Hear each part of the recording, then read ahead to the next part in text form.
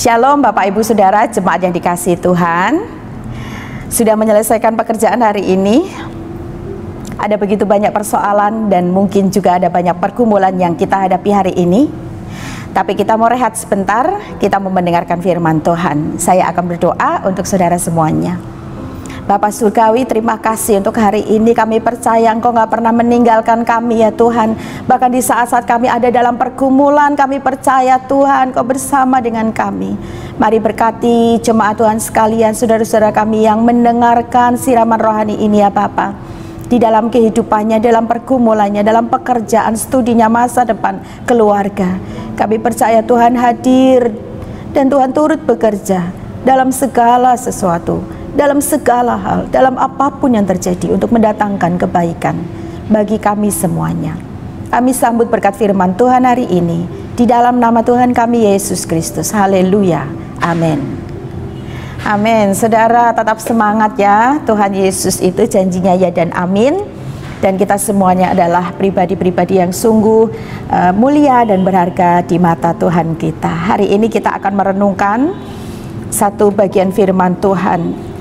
Namun sebelumnya saudara, saya ingin menceritakan terlebih dahulu saudara, karena saya masih ingin mengajak kita semuanya mengambil manfaat atau berkat dari serangga-serangga ya.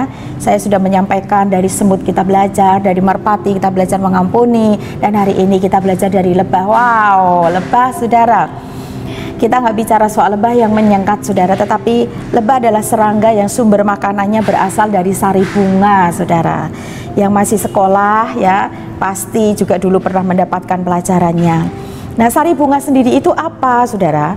Sari bunga adalah zat yang memiliki rasa manis yang dihasilkan oleh beberapa tanaman. Nah, rasa manis itulah yang kemudian mampu untuk menarik serangga-serangga seperti lebah dan kupu-kupu untuk menghisap sari bunganya. Sari bunga adalah sumber makanan utama bagi lebah untuk kelangsungan hidupnya. Keren sekali saudara. Sari bunga loh makanannya lebah ini saudara. Maka nggak heran ya. Nah, kita lihat nanti. Sari bunga ini sumber makanan utama bagi lebah untuk kelangsungan hidupnya.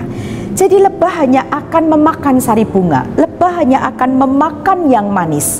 Sari bunga itu juga sumber karbohidrat dan juga sebagai bahan utama penyusun madu. Siapa yang nggak tahu madu? Siapa yang nggak kenal? Siapa yang nggak suka minum madu? Dan siapa yang nggak ngerti manfaat daripada madu? Dioleskan di wajah untuk dijadikan masker yang bisa melembutkan kulit wajah kita.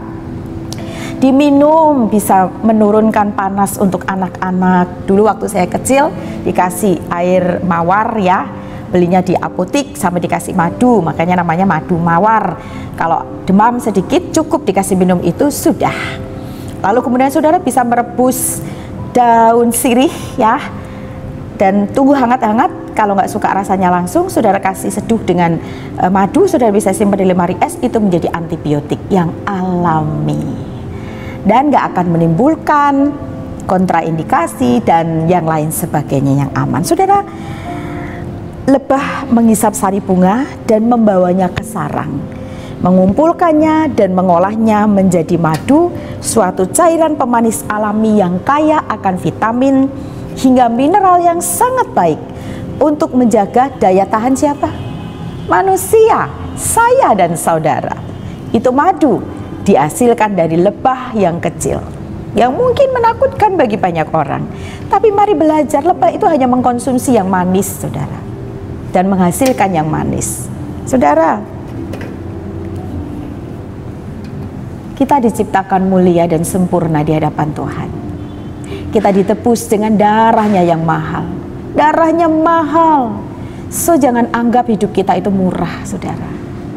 Jangan anggap masa depan kita murah. Jalan hidup kita murah. Diri kita itu mahal saudara, berharga, spesial di hadapan Tuhan. Karena Dia sudah menebus kita dengan darahnya yang mahal. Maka saudara, kita mau belajar apa yang kita pelajari. Yuk kita konsumsi, kita pikirkan hal-hal yang benar, hal-hal yang manis kedengarannya, sehingga hidup kita menjadi berkat bagi orang lain. Sebagaimana firman Tuhan di dalam Filipi pasal 4 ayat 8. Saya membacakannya, Filipi 4 ayat 8. Jadi akhirnya saudara-saudara, semua yang benar, semua yang mulia, semua yang adil, semua yang suci, semua yang manis, semua yang sedap didengar, semua yang disebut kebajikan dan patut dipuji, pikirkanlah semuanya itu. Think about all that. Pikirkan semuanya itu. Yang benar, yang mulia, yang adil, yang suci, yang manis, yang sedap didengar, yang disebut kebajikan dan patut dipuji.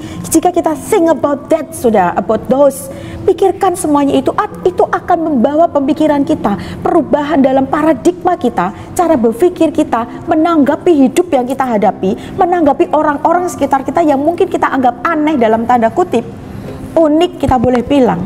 Kita akan mengalami perubahan itu. Dan hasilnya adalah orang akan melihat manisnya dalam hidup kita. Orang akan mendapatkan berkat dari hidup kita, dari ucapan kita, dari tingkah laku kita, dari perkataan kita. Karena apa? Karena yang kita pikirkan, yang kita konsumsi adalah hal yang manis, yang sedap didengar, yang sesuai dengan firman Tuhan. Kiranya renungan pada hari ini akan memberkati kita semuanya.